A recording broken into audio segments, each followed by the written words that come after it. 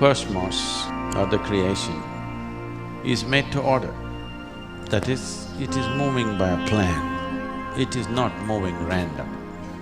And it is in a process of genesis or evolution, always, from within itself. We here call it prapanch, which means something that came out of the five elements being the basis. Something that is beyond prapanch could be related as cosmos. We call it Brahmanda. When the yogis saw the nature of the cosmos as to how it's evolving from within itself and its ability to evolve is quite limitless, they were tempted to make their own cosmogenic process. Many wonderful attempts, which work incredibly well, have been made in various parts of this country and also in certain other parts of the world. Essentially coming from this part of the world, people went and created, you must see Delphi, where they created to create a miniature Kashi. Everything in creation, one way or the other, is a micro replica of the cosmos itself. That goes for the human body too. Dhyanalinga itself is just that manifestation. Dhyanalinga is a small capsule of cosmos.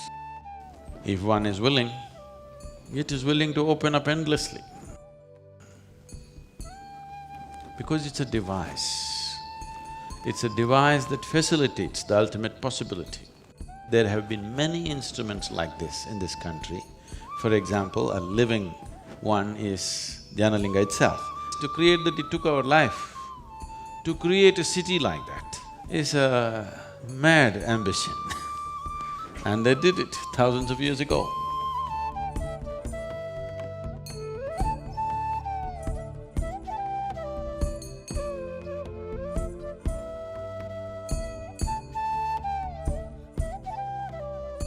When Athens was not even thought of, Kashi was. When Rome did not even exist in people's minds, Kashi was. When Egypt did not exist, Kashi was. That ancient. And they built a kind of a instrument in the form of a city, which is a kind of instrument which brings a union between the micro and the macro.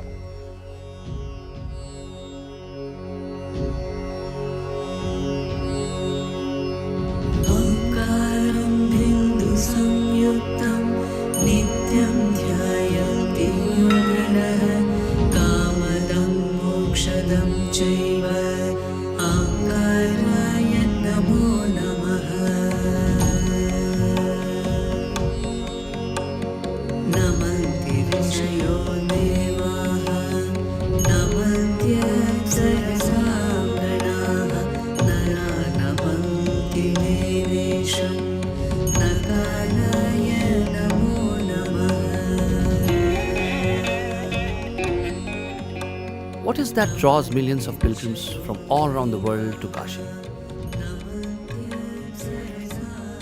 There are so many myths around it and there are so many realities around it. This truth has always intrigued me.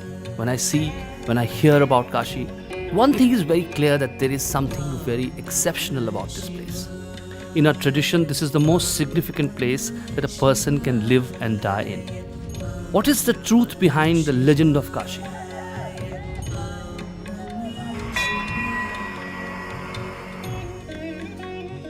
They say Lord Shiva lived here himself.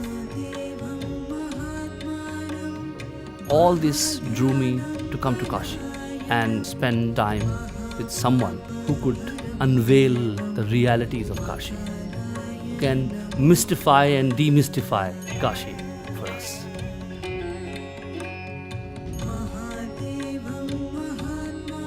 One thing which describes him for me is that he's absolutely authentic, full of energy, full of wit. On one hand, he's devastatingly logical. On another hand, He deepens the mystery of the whole world. He does not dissect it, but he makes it very approachable for you. He's someone who is very unconventional, mystic. He's something which you can touch, feel. He's here with you. He talks the language of today. He talks the language of science. He talks the language of logic. And that's what makes him absolutely special. And I'm privileged to have him here with us and would love to spend some time.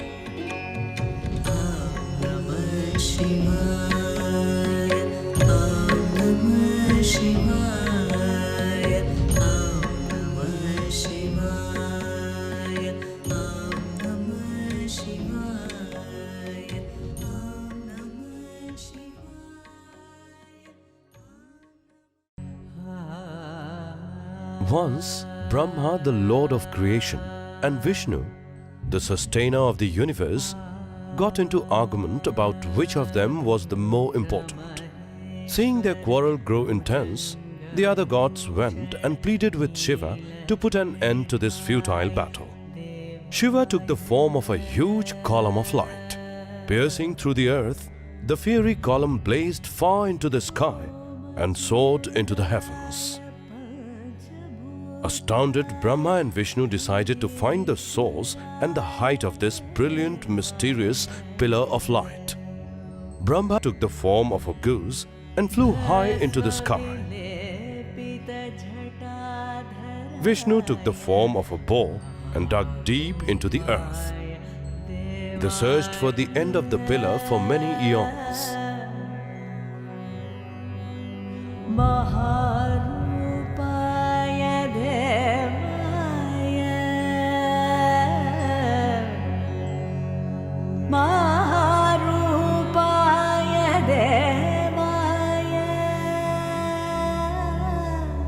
Defeated and humbled, Vishnu returned with folded hands, surrendering to the eternal nature of Shiva. However, Brahma, not wanting to admit that he was defeated, decided to lie. He swore that he had seen the crown of the pillar, and the Ketaki flower bore false witness to his claim. Shiva, enraged at Brahma's lie, cursed him, saying that he would never receive worship. This is why, even today, there are no temples dedicated to Brahma. And that is how Kashi became the city of light.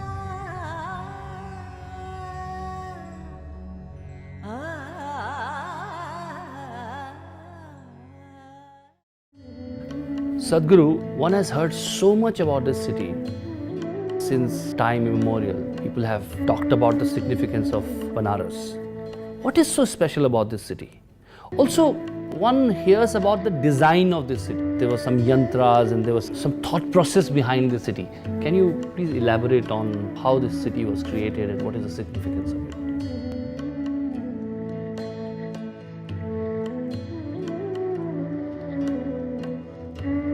Yantra means a machine or a mechanism.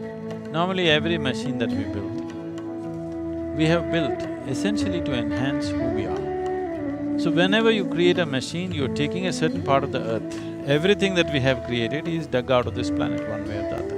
When you take material from this planet, there is a certain inertia to that machine. So when we think of something that has to function for perpetually or for an extraordinary length of time, we want to create a machine which does not have this need for inertia. So we try to create an energy machine. This is what you traditionally know as yantras. Yantras can be very simple yantras. A simple triangle is a basic yantra. Various types of arrangements can be done to build different levels of machines which will function for your well-being. So this Kashi is a phenomenal yantra like never before or never after, to create a large human body, a magnificent human body which doesn't have the inertia of carrying physicality with it, so that it will be on all the time and it can just download the whole process. Solar system is like a potter's wheel. because it's churning in a certain way, this manifested this way. This is a pot that has been churned out of this potter's wheel of solar system. So it's all very related. The diameter of the sun and the distance between the sun and the earth is 108 times. And within your own system, out of 114 chakras, 112 are in the physical body. But when it comes to doing something, there are only 108 that you can work with. The other four will just blossom if you nurture the rest. There's nothing to do about them. So there are 108 systems of yoga to activate 108 chakras in the body. The whole city was built like that. Because it's made of 5 elements and generally it's considered Shiva being a yogi and a Bhuteshwara, his number is 5. So, they built it to the dimensions of 5, the 5 crochets and the diameter and the radius of the place is 5 crochets. Like this, they built many layers. So this is showing you the fundamental geometry of Kashi. So, at the edge of the Ganga is where it begins, and these circles describe the parikrama, the outermost parikrama, totally measuring to 168 miles.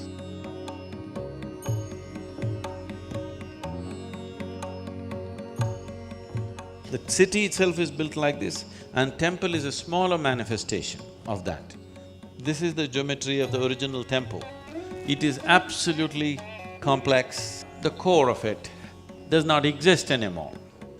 There are 72,000 shrines, the number of nadis. So they built 70,000 and they created sufficient corners around, angles around to make it multiply itself into 72,000.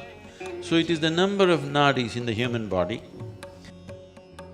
The whole process is like a manifestation of a mega human body to make contact with a larger cosmic body. Geometrically, a perfect manifestation of how the cosmos or the macrocosm and the microcosm can meet.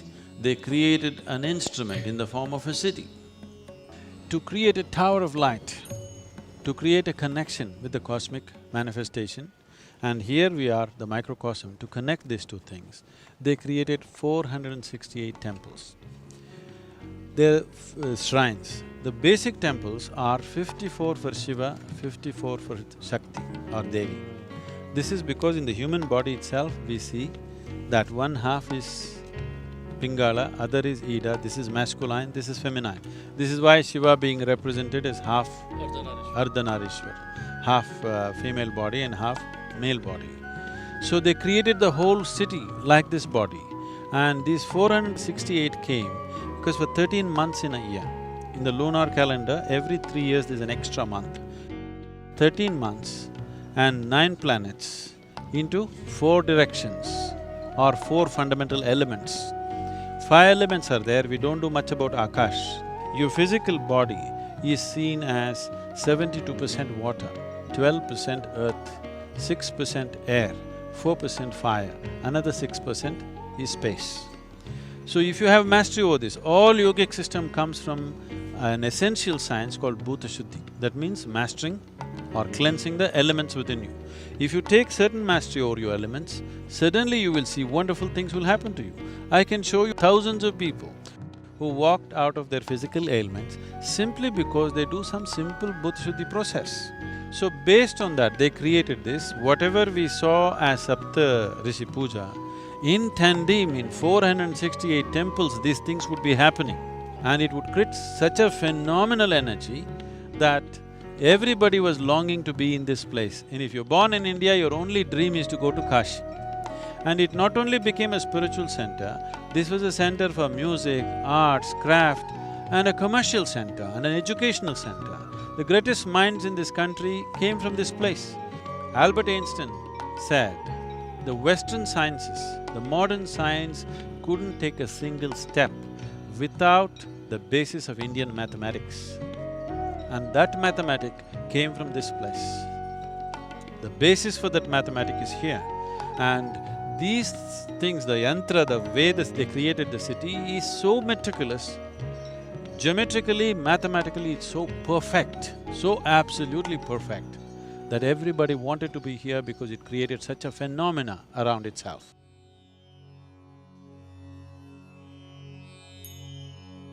It's a misfortune that we were not alive when it was in full glory. It must have been the most phenomenal place for it to draw people from across the world. People have been traveling here from across the world for thousands of years. Gautama came here to give his first teaching. The Chinese traveler who came after Gautama, he says, Nalanda University is just a small drop of knowledge that fell out of Kashi. And Nalanda University has still been recognized as the greatest place of learning, not only of those times, they say even in today's world, you cannot compare another university with this. There were 30,000 monks studying in Nalanda and over 10,000 faculty, all kinds of subjects, every kind, Eastern, Western, every kind of subject. Mathematics reached its highest peak. All the people that you hear of, Aryabhatas and so many others, they all came from this region, all generated by the culture that was alive in Kashi. This level of intelligence and human competence came because of this instrument which allowed them to make contact with dimensions which are not usually available to a human being. It is not something that they logically thought up. They saw the existence the way it is. By seeing the nature of the creation, human intelligence matured in ways that nobody had ever imagined possible. Even today, it's in common language, but they may not know what's behind this. They say Kashi is not on the ground, it is on Shiva's Trishul up there. Because they created a physical structure which in turn generated an energy structure. And the energy structure is not on the ground, it is above. So because of this, they said, Kashi is not on the earth, it is above the earth. So it's because of that this whole tradition came up. If you go to Kashi, that is it. You don't want to leave the place because when you get connected to the cosmic nature, why would you want to go anywhere else? Sadhguru, the first thing you notice when you enter Kashi is the number of temples. There are many, many, many temples here. So many of them. Why have so many temples? Is it that this is the place for many gods?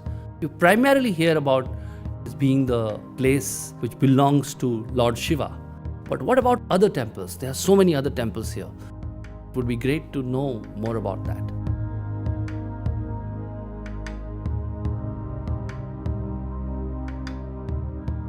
According to iconographic proof,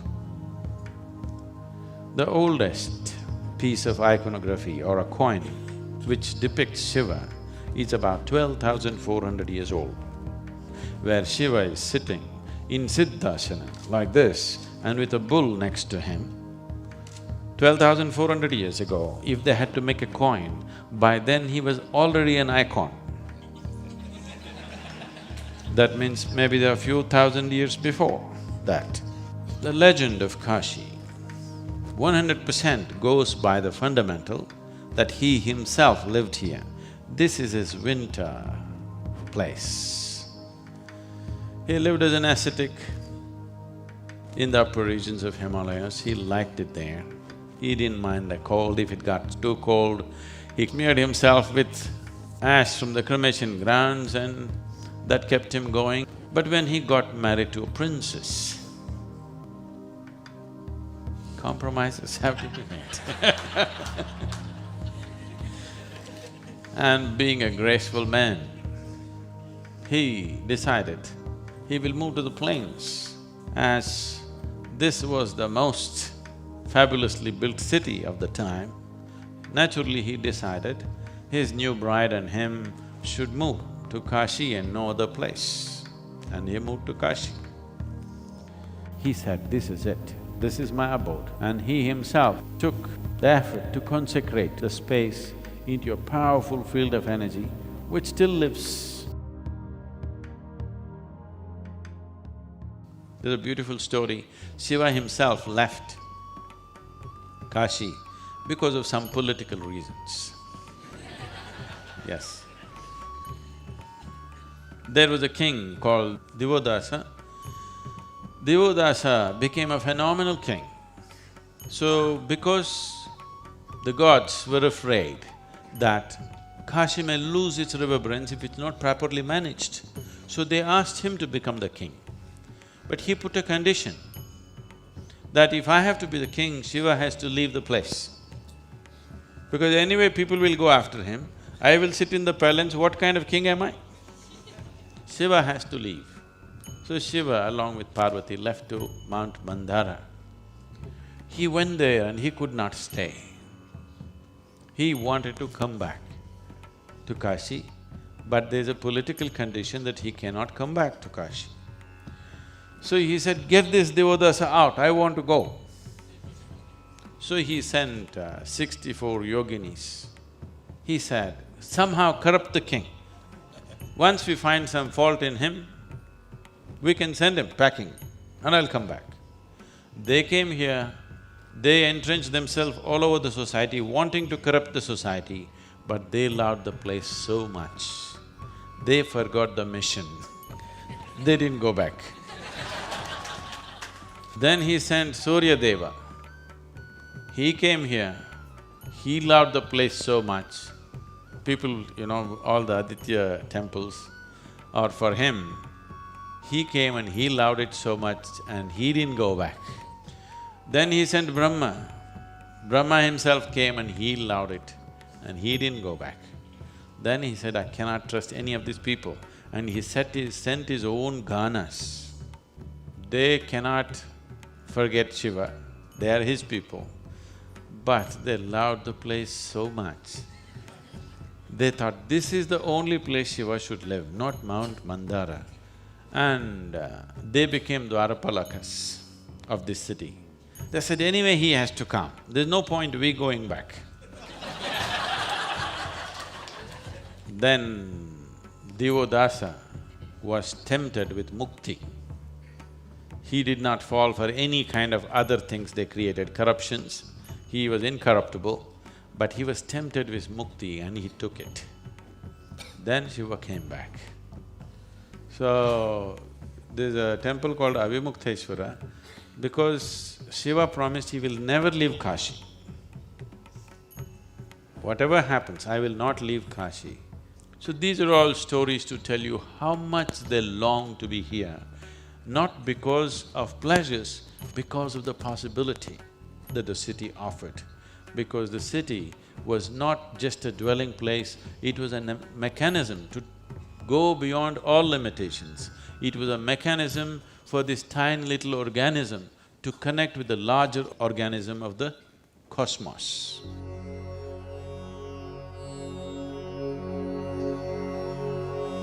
The 8 Kal Bhairava temples are located in 8 cardinal directions of Kashi, protecting the whole mandala. These are Unmat Bhairava, Krodhana Bhairava, Kapala Bhairava, Asitanga Bhairava, Chanda Bhairava, Ruru Bhairava, Bhishana Bhairava and Samhara Bhairava. In the Kashi Khanda Purana, the Kashi Kshetra is said to be standing upon Shiva's Trishul, and 3 main temples form the 3 points of the trident. These 3 main temples act as the fulcrum for the mandala. They are Omkareshwara in the north, Vishveshwara in the middle and Kedareshwara in the south. Each temple forms their own khanda or sphere of influence.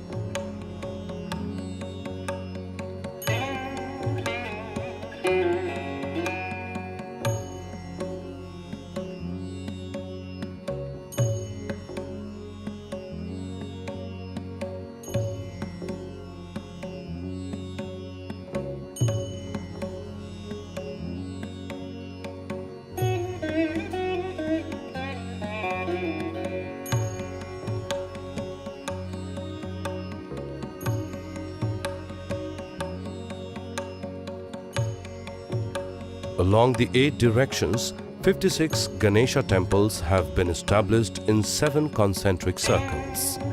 Their walk of devotion to visit these 56 shrines takes the pilgrims in a natural clockwise spiral that ends at the Kashi Vishwanath temple. There are also 64 Yogini temples, 12 sun temples, 9 temples for Navdurgas, 9 Chandi temples, and many others which form the 468 major shrines of Kashi. The 12 Aditya or sun temples are also located in accordance with the transition of the sun through half of the year from Dakshinayana to Uttarayana.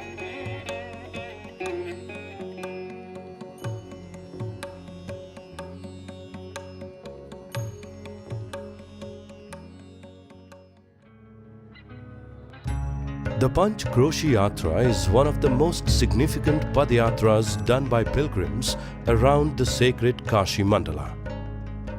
Along this route, there are 108 shrines to which pilgrims travel by foot. There are 5 major villages where pilgrims can rest and even stay overnight. Even today, gold trees built by kings a few hundred years ago are still intact.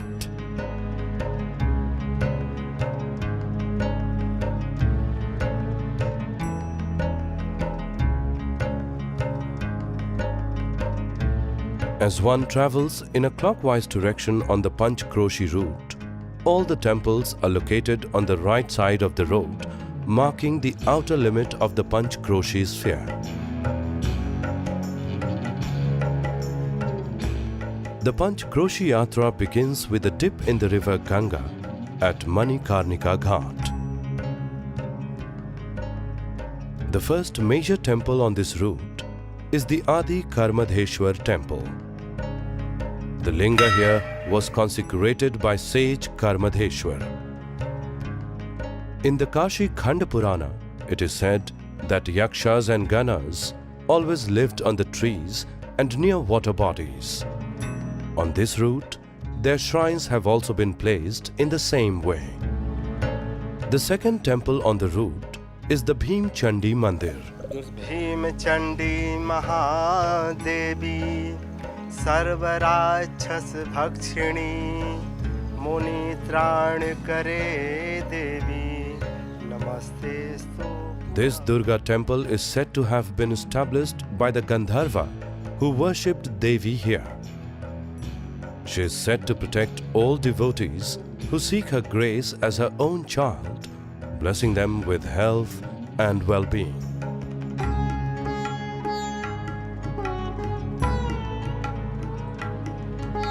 The third is Dehali Vinayak temple. This temple is directly in line with the Kashi Vishwanath temple, marking the halfway mark of the yatra. It is said that before entering Kashi, Lord Rama meditated here. The fourth is the Rameshwaram temple. This temple is said to be a replica of the Rameshwaram temple in the south.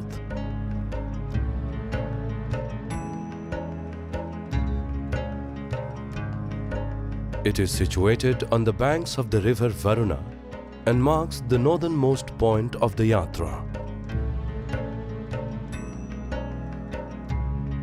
It says in the scriptures that all the lingas of the Kashi Mandala fall under 42 kinds. In the Kapildhara temple, all 42 kinds are there in a single form.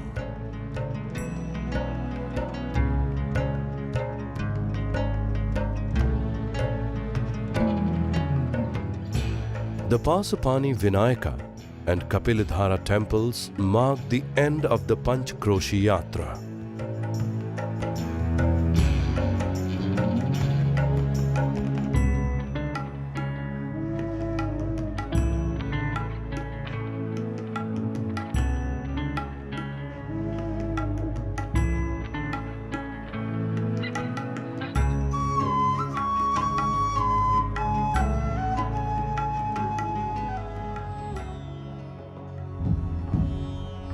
Sadhguru, this is also called the city of death. In every Hindu household, you hear that one has to come to Kashi, either to die or after one dies to do the final rites here. Why is this tradition? Why do we hear about moksha and nirvana and all those words associated with Kashi? I would love to know why Kashi is so significant and so linked with life and death.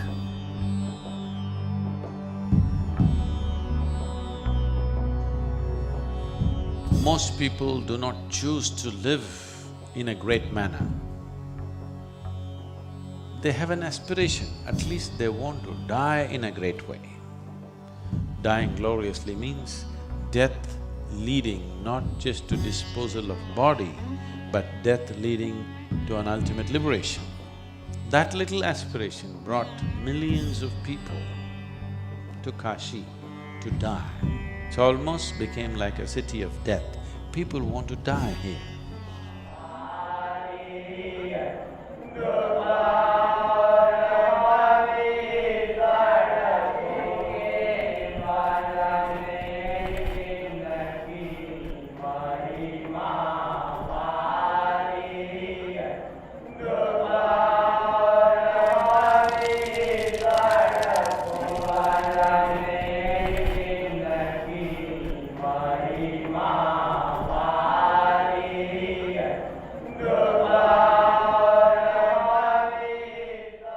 What is exactly death? Is the decaying of body or the dying of body is death?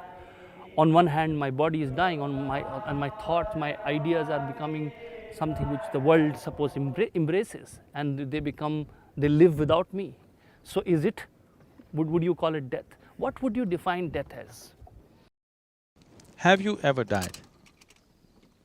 Did you die and come back? No. In your experience, no, isn't it?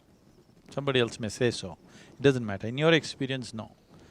Did you ever see somebody who died and came back? I haven't seen anyone. No. Have you ever seen a dead man? Yeah. You seen a dead man? I've seen dead body. Dead body you have seen. Have you seen a dead man? I don't think so. So you have not seen one, you have not met one, nor have you experienced. So where did you get this idea that you will die? It is learned thought. That's what. It is a fiction of the ignorant, created by the ignorant. There's no such thing as death. There's just life, life and life, moving from one dimension to another. So only when people are ignorant and their vision of life and their perception of life is very limited to physical nature of the existence, then they will think of life and death. Otherwise, there's just life and life. It's common knowledge that one is born. The life process, you didn't just pop out like pop and fell here like a baby. Slowly you evolved in the mother's womb, isn't it? Life slowly infused itself into the flesh, and what is your mother's flesh slowly became you, because you invaded that part and that became you. It's happened slowly. So even when you die, you ever spent some time with a dead body? You will see up to 11 to 14 days, fingernails will grow, facial hair will grow. All hair will grow, but because if somebody has shaved, you can see it's growing. The prana doesn't leave the system immediately. You're dead for practical purposes. For the world, you are dead. For yourself, you are not fully dead. That will take 11 to 14 days. That's the reason the karmas and kriyas are done the way it is done. When you burn the body, it's just instantly out, everything is finished. You must go to Manikarnik Ghat and see. On an average in Kashi, every day about 40 to 50 bodies are burnt. Just sit there for 3 days. If you sit in sadhana there for just for 3 days, you will see what a difference it will make. Simply because this energy is being forcefully ejected from the bodies. It is almost like human sacrifice, because the energy is being forcefully thrown out and there's a phenomenal amount of energy, and if you know how to use it, This is the reason why all the certain types of yogis are doing sadhana, including Shiva himself, always doing sadhana in the cremation ground, because without harming any life, you still can make use of life. And especially when fire is there, the element fire creates a certain aura or a certain sense of akash around it always. Akash is significant for human perception. Only where there is akash, a strong presence of akash, one's ability to perceive is enhanced. So here both are happening.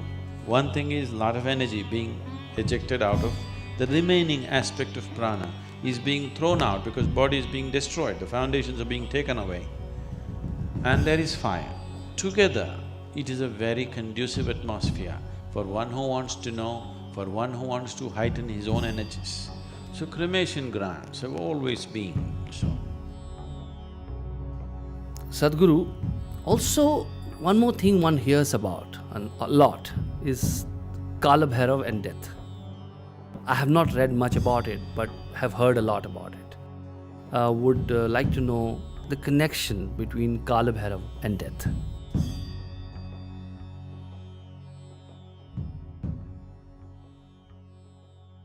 Mahadeva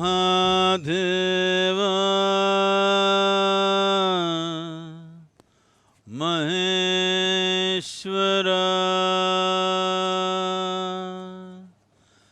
Bhairava Sarveshwara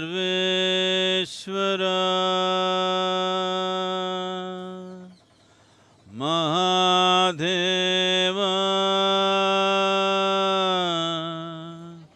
Sarveshwara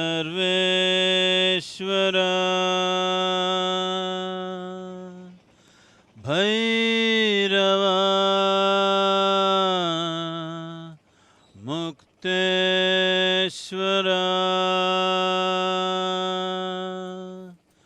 Mahadeva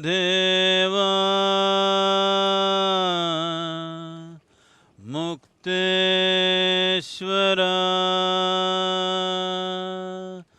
Bhairava Kala Bhairava Kala Kala Bhairava Maharatre.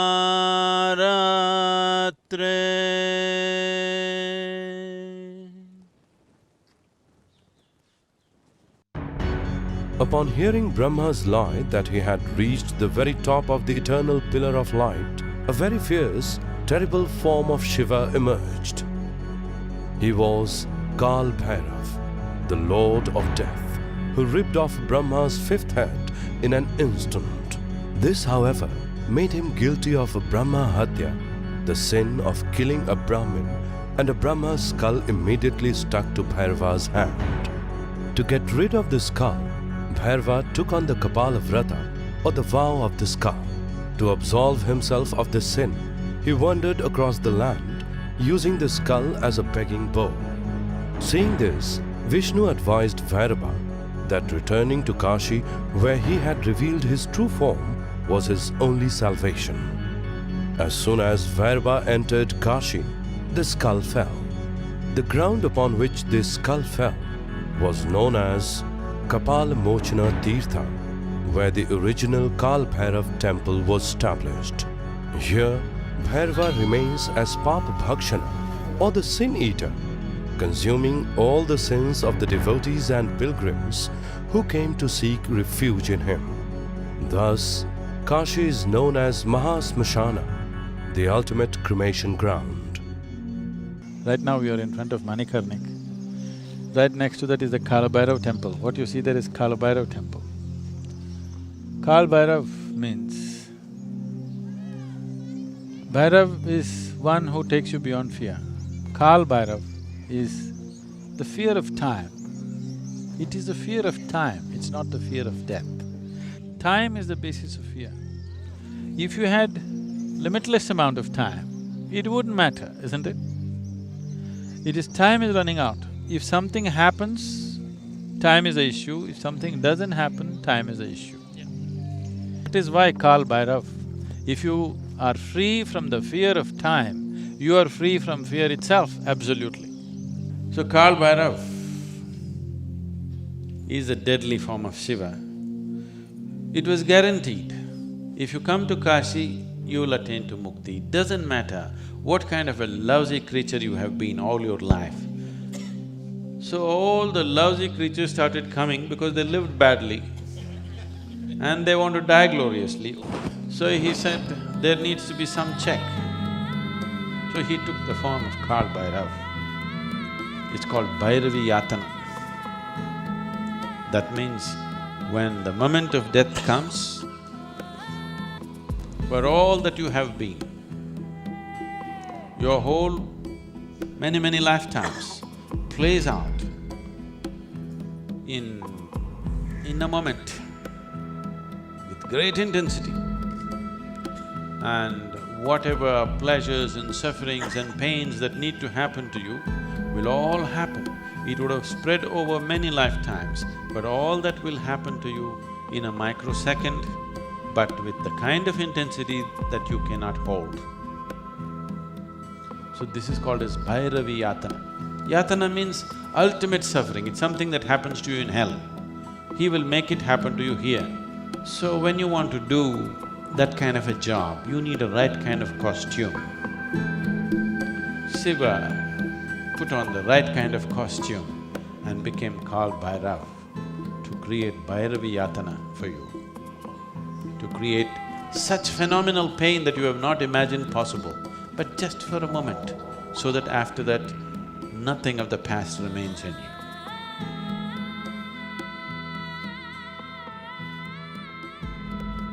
It is said that whoever commits a sin in the city of Kashi will be doomed by Kal Bhairav to wander as a pishacha in a tortured, disembodied state.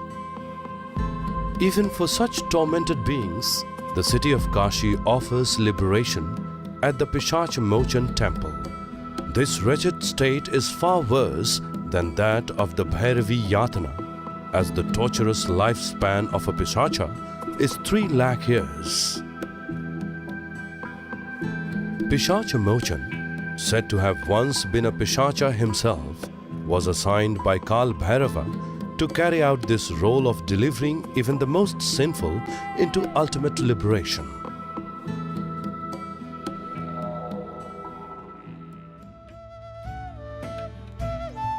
Sadhguru, with such a powerful mechanism set up for a human being to evolve and be liberated in this place, is there a need to do any rituals in Kashi?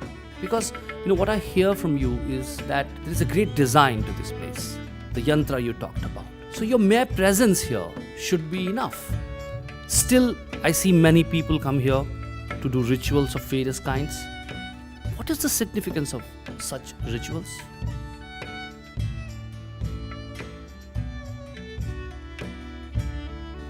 Kashi is full of rituals.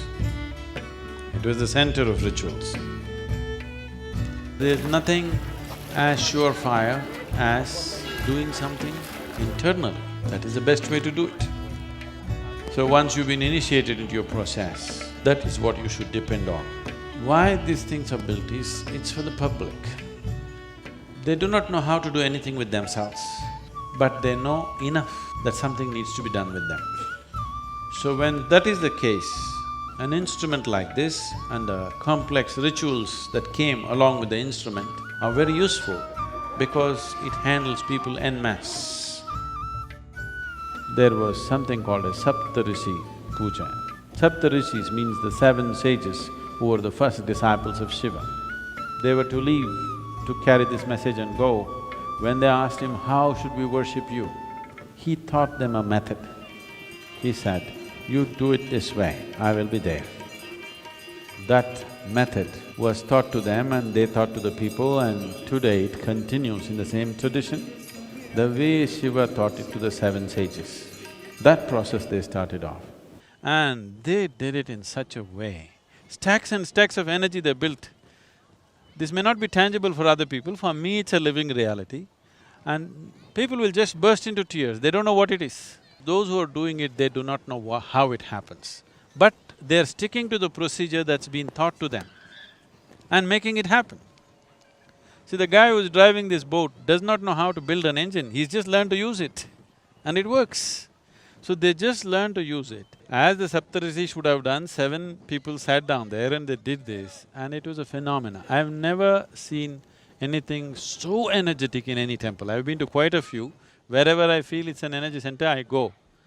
I don't go there to pray, I don't go to ask, I've never done abhishekams and pujas in any temple in my life, okay? But this is a phenomenal science. You must come and sit in the Dhyanalinga temple. No ritual, no mantra, no puja, no nothing. It's always in total silence. Just come and sit there and see, because it's essentially created for meditativeness. People who have no idea what's meditation, people who have no instruction, without an instruction, you can make people meditative. So these are technologies, these are not belief systems. Great. Technology is gone bad.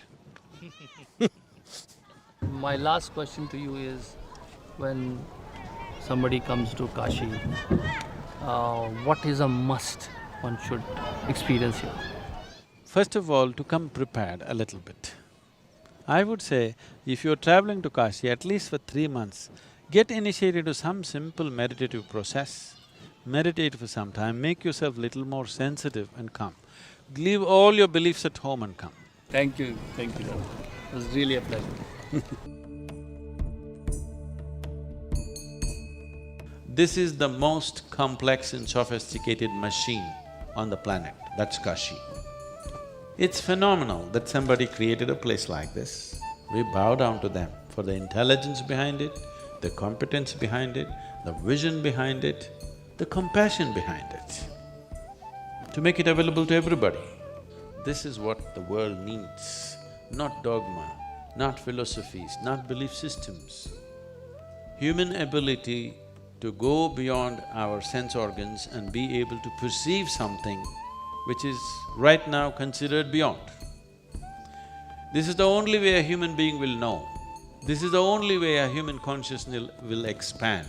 This is the only way a human being will evolve beyond narrow divisions that have happened in human societies. But those instruments are being systematically destroyed. It's important that these things are brought back. Past we have survived. The question is, the future, will we survive? This has been unfortunate history of humanity, that the greatest things on the planet will not survive, the crudest things will survive. Unless societies, individual human beings take care to nourish them. It's very important. If you want a refined society for tomorrow, for our children and their children to live, if you want a refined society,